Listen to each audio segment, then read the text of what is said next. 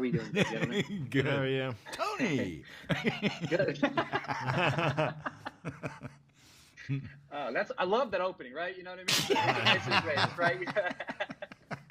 Love coming in, right, with the laughter.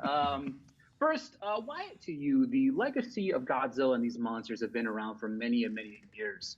And with this kind of story intertwining with like an upcoming movie, what kind of research prep did you do for your role? I didn't do any because when I heard the story, the pitch for what the story was going to be, it was before monsters existed, and that I was going to be learning about everything. And so, I didn't, just from an actor's perspective, it's like, oh, blank slate, cool. Like, don't have to think about anything.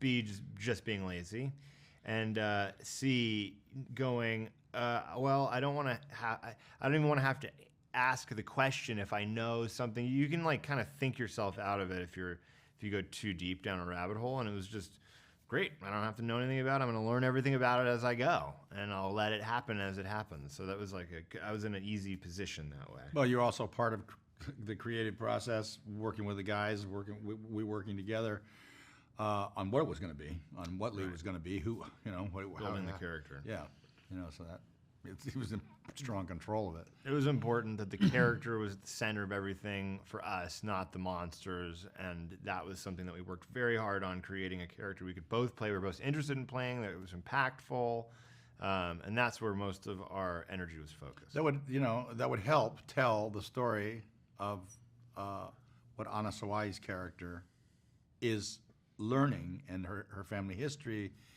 and the monsters within that. Kurt, with Wyatt playing that younger version, I love how this story's, almost 50 years, even over 50 years of difference.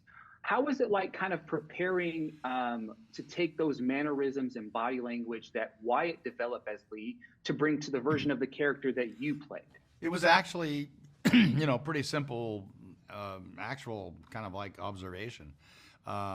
I've watched Wyatt do different roles, and I see how when Wyatt takes a role on, he changes his physicality. He becomes that person, and he's telling story through the character. I like that a lot. He's very good at that, and so that was an assumption. I thought he would. Okay, he's got that. He's going to do that. It's going to be good. But when we had worked together so much on it, and then I got to go on his set and watch him.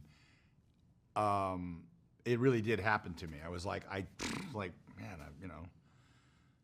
I've known Wyatt all his life, since the first breath he took.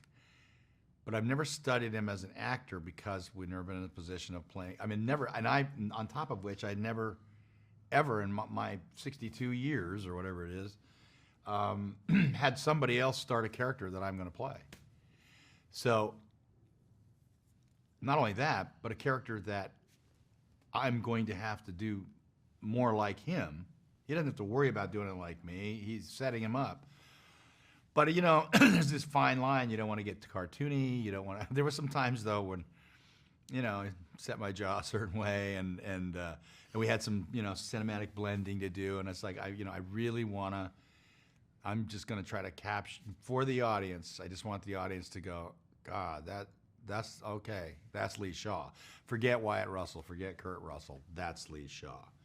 And that was fun to observe him and partake in.